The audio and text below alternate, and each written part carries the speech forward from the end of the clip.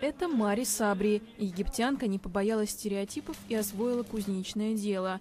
Профессию, которая традиционно считается мужской. В Александрии таких мастериц единицы.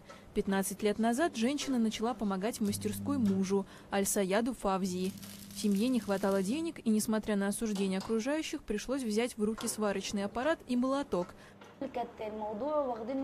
Сначала люди думали, что я выпендриваюсь, делаю это на показ. Обычно никто не учитывает жизненные обстоятельства, с которыми сталкиваются другие.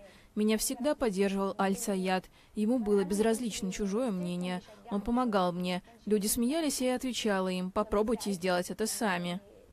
Мари научилась сваривать, сверлить и ковать железо, наблюдая за работой мужа. Ей приходилось отрываться от учебы в университете, рассказывает Аль-Саяд. Она сдавала экзамены и помогала мне, выполняла домашние дела и бежала в мастерскую. Она много наблюдала, общалась с покупателями. Иногда мне приходилось отлучаться по спецзаказам, и тогда она могла полностью заменить меня, приварить что-то, попилить болгаркой, а еще пообщаться со всеми клиентами. Пара вместе создает разнообразные конструкции. В Александрии супруги стали известны дизайном металлических дверей.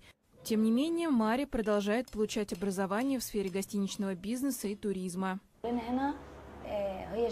Моя амбиция – обеспечить семью, продолжить учебу и гарантировать высшее образование моим детям.